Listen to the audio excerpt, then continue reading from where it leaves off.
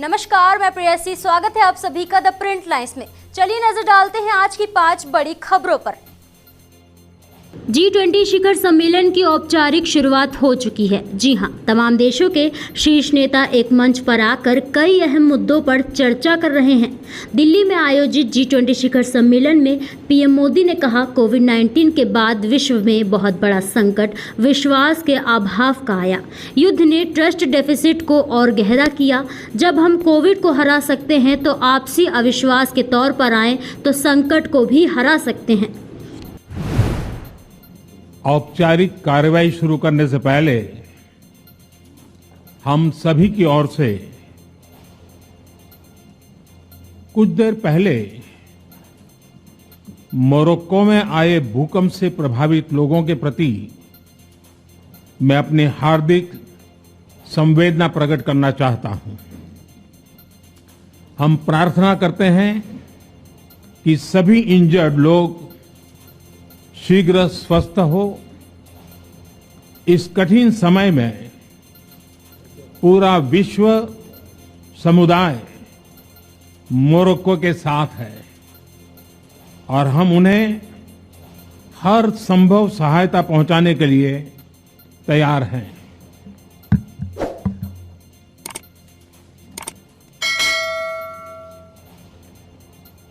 Your हाइनेसेस, excellencies, G20 के president के तौर पर भारत आप सभी का हार्दिक स्वागत करता है। इस समय जिस स्थान पर हम एकत्रित हैं, यहां से कुछ ही किलोमीटर के फासले पर लगभग 2500 साल पुराना एक स्तंभ लगा हुआ है। इस स्तंभ पर प्राकृत भाषा में लिखा है, हेवम लोकसा हित मुखेति अथ इयम नातिसु हेवम, अर्थात मानवता का कल्याण और सुख सदैव सुनिश्चित किया जाए। 2500 साल पहले भारत की भूमि ने यह संदेश पूरे विश्व को दिया था। आइए इस संदेश को याद कर इस G20 समिट का हम आरंभ करें। 21वीं सदी का यह समय पूरी दुनिया को नई दिशा दिखाने वाला और नई दिशा देने वाला एक महत्वपूर्ण समय है। ये वो समय है जब वर्षों पुरानी चुनौतियां हमसे नए समाधान मांग रही हैं और इसलिए हमें ह्यूमन सेंट्रिक अप्रोच के साथ अपने हर दायित्व को निभाते हुए ही आगे बढ़ना है। फ्रेंड्स, कोविड-19 के बाद विश्व में एक बहुत बड़ा संकट विश्वास के अभाव का आया है। युद्ध ने इस ट्रस्ट डेफिसिट को और गहरा किया है। जब हम कोविड को हरा सकते हैं तो हम आपसी विश्वास पर आए इस संकट पर भी विजय प्राप्त कर सकते हैं। आज G20 के प्रेसिडेंट के तौर पर भारत पूरी दुनिया का आह्वान करता है कि हम मिलकर सबसे पहले इस ग्लोबल ट्रस्ट डेफिसिट को एक विश्वास, एक भरोसे में बदलें। यह हम सभी के साथ मिलकर चलने का समय है और इसलिए सबका साथ, सबका विकास, सबका विश्वास, सबका प्रयास का मंत्र हम सभी के लिए एक पथ प्रदर्शक बन सकता है। वैश्विक अर्थव्यवस्था में उथल-पुथल हो, नॉर्थ और साउथ का डिवाइड हो, ईस्ट और वेस्ट की दूरी हो, फूड, फ्यूल और फर्टिलाइजर का मैनेजमेंट हो, टेररिज्म और साइबर सिक्योरिटी हो, हेल्थ, एनर्जी और वाटर सिक्योरिटी हो, वर्तमान के साथ ही आने वाली पीढ़ियों के लिए हमें इन चुनौतियों के ठोस समाधान की तरफ बढ़ना ही होगा। G20 शिखर सम्मेलन में प्रधानमंत्री नरेंद्र मोदी ने अफ्रीकी संघ के प्रमुख को G20 के स्थायी सदस्य के रूप में अपनी सीट लेने के लिए आमंत्रित किया। पीएम मोदी ने G20 की शुरुआत से पहले मोरक्को में हाल ही में आए भूकंप में हुई कई लोगों की मृत्यु पर शोक व्यक्त किया। उन्होंने कहा कि भारत हर संभव मदद करने के लिए तैयार है। में ये पीपल्स G20 बन गया। करोड़ों भारतीय इससे जुड़े। देश के 60 से ज्यादा शहरों में 200 से ज्यादा अधिक बैठकें हुई। सबका साथ की भावना से ही भारत ने प्रस्ताव रखा था कि अफ्रीकन यूनियन को G20 की स्थायी सदस्यता दी जाए। मेरा विश्वास है कि इस प्रस्ताव पर हम सबकी सहमति है।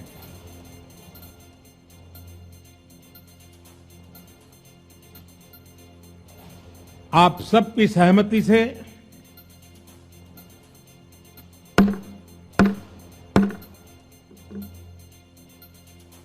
आगे की कार्रवाई शुरू करने से पहले मैं अफ्रीकन यूनियन के अध्यक्ष को G20 के स्थायी सदस्य के रूप में अपना स्थान ग्रहण करने के लिए आमंत्रित करता हूं। G20 शिखर सम्मेलन में आज जर्मनी के चांसलर ओलाफ सोल्ज सम्मेलन में शामिल होने जर्मनी से भारत पहुंचे। दिल्ली एयरपोर्ट पर उनका भव्य स्वागत किया गया।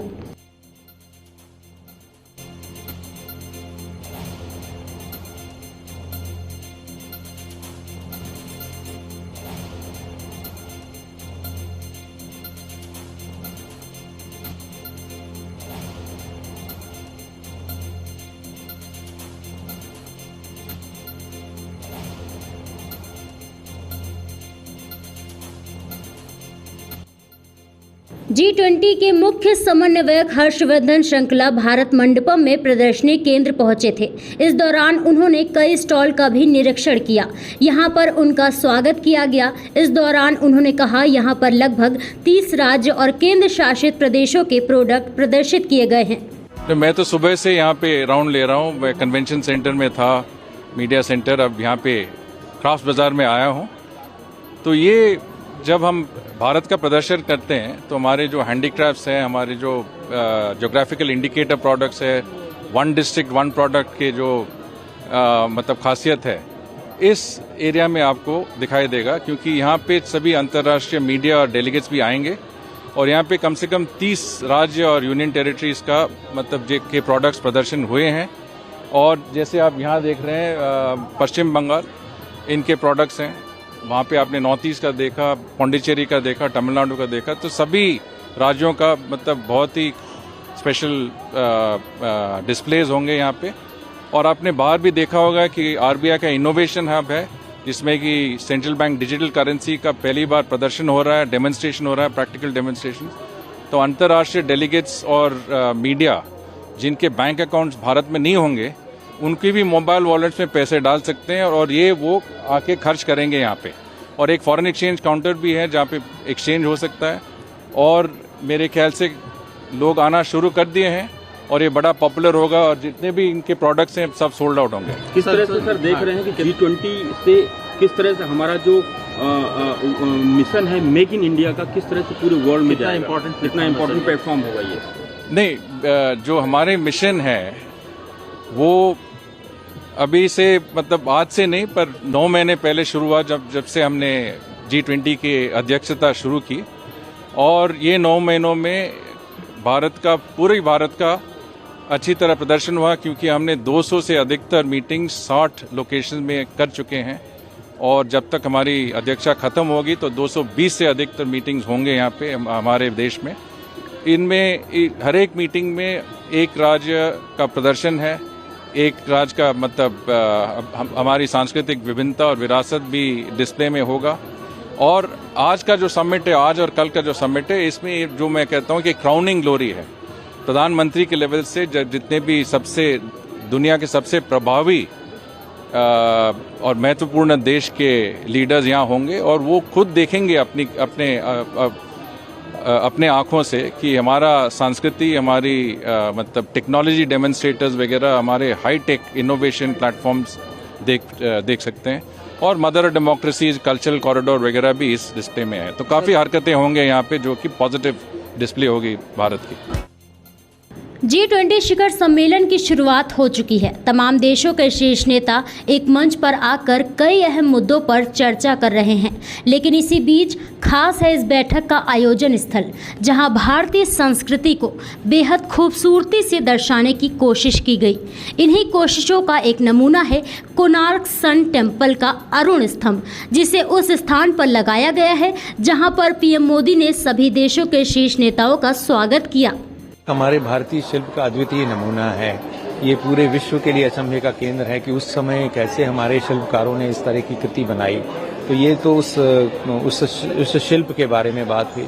लेकिन कोणार्क जो है वो एक चक्र है, जो भारत में जो हमारी जो परंपरा है, हमारी संस्कृति में हम लोग जीवन की निरंतरता पे विश्वास रखते हैं। हमारे यहाँ चक्रीय सर्कुलर मोशन में हम लोग विश्वास रखते हैं। कई जगह पे लीनियर वे में सोचा जाता है, एक सीधी रेखा में जीवन चलता है। हमारे यहाँ हम लोग ये समझते हैं कि एक जीवन एक चक्र है और वो चक्र ही हमारे जीवन का उल्लास भी है। जो प्रसन्नता है भारतीयों में, जो जीवन के प्रति जो एक आशा है, ये दिखाता है। तो ये हम पूरे विश्व को भी ये संदेश देना चाहते हैं कि ये, क्योंकि ये देखिए विश्व के बहुत महत्वपूर्ण देशों का ये सम्मेलन है, तो उन सभी देशों को भी ये संदेश जाता है कि कैसे हमारा जीवन के प्रति जो दृष्टिकोण है वो कितना सकारात्मक, कितना उल्लासपूर्ण है, कितना ऊर्जा से भरा हुआ है। तो इस ऊर्जा को दिखाने का प्रयास है।